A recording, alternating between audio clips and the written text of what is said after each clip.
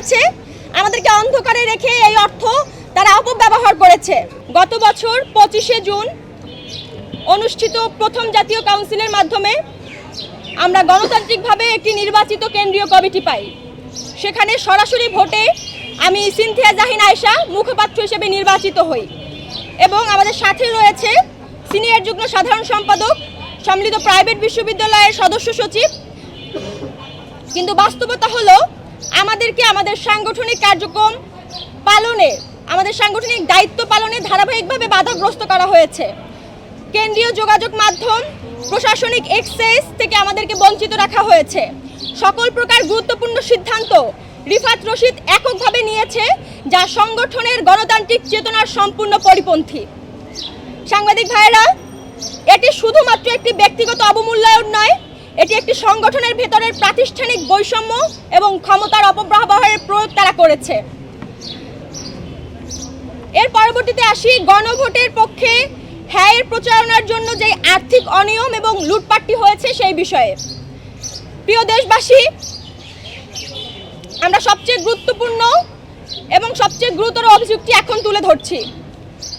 ত্রয়োদশ জাতীয় সংসদ নির্বাচনে গণভোটে হ্যাঁ এর পক্ষে দেশব্যাপী প্রচারণার সিদ্ধান্ত নেওয়া হয় বৈষম্য বিরোধী ছাত্র আন্দোলনের তরফ থেকে। সেখানে একটি অনলাইন মিটিংয়ের আয়োজন করা হয়। সেই অনলাইন মিটিংয়ে আমি সিনথিয়া জাহিন আয়েশা সরাসরি প্রশ্ন করেছিলাম, এত বড় বৃহৎ কর্মসূচির অর্থায়ন কিভাবে হবে। সেই মিটিংয়ের এই উত্তরে জানানো হয়েছে, ব্যক্তিগত খরচে বাপের টাকায় কর্মসূচি বাস্তবায়ন করা হবে। কিন্তু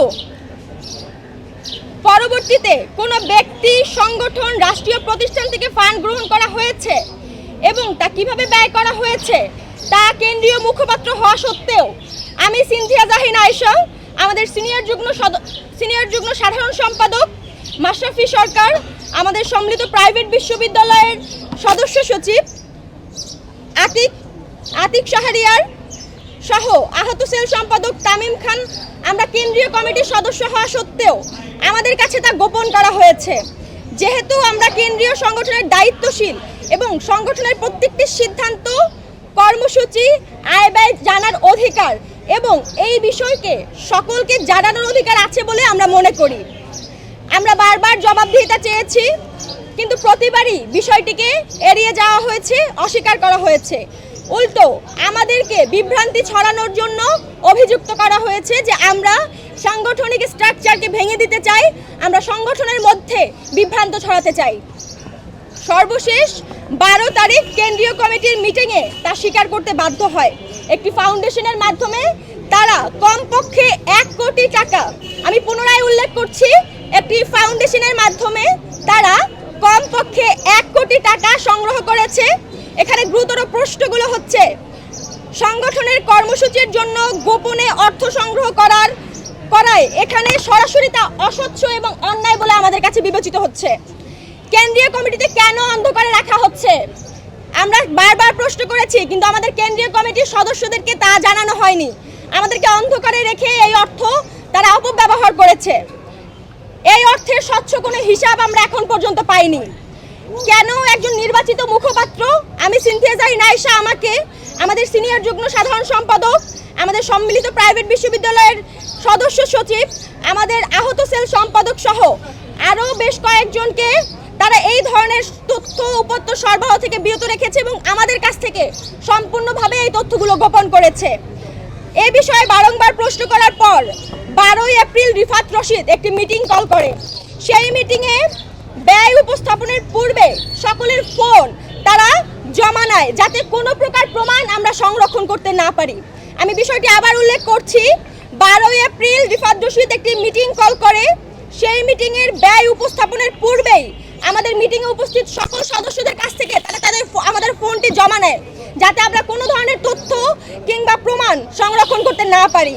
আমরা স্পষ্টভাবে বলতে চাই, উপস্থিত হিসাব গোপন রাখার কারণেই তা অবশ্যই অবিশ্বাস্য, অসঙ্গতিপূর্ণ এবং গোজামিলপূর্ণ। এই পৌর প্রক্রিয়া পরিকল্পিত আত্মসাতের ইঙ্গিত বহন করে। এর দায় এড়িয়ে স্বৈরাচারী পদ্ধতিতে অবৈধভাবে সংগঠন স্থগিতের ঘোষণা।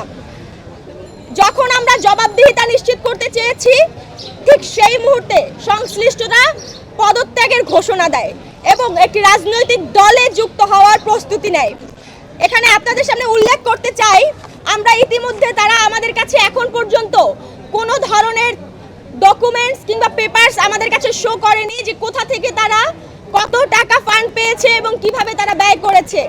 আমরা ইতিমধ্যে বৈষম্য বিরোধী ছাত্র আন্দোলনের তরফ থেকে বাংলাদেশ ব্যাংকে একটি চিঠি দিয়েছি, যাতে গণভোটের প্রচারণার জন্য কত টাকা বৈষম্য বিরোধী ছাত্র আন্দোলন কিংবা তারা উল্লেখ করেছে স্যাড স্টুডেন্ট এগেইনস্ট ডিসক্রিমিনেশন নামে একটি ফাউন্ডেশন করে তারা অর্থ ফান্ড এনেছিল।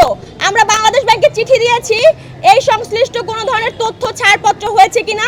আশা করছি খুব দ্রুতই তারা আমাদেরকে তথ্য উপাত্ত সরবরাহ করবে। এর পরবর্তীতে আমরা আইনিভাবে আগাবো যে সেই অর্থ কিভাবে ব্যয় করা হয়েছে।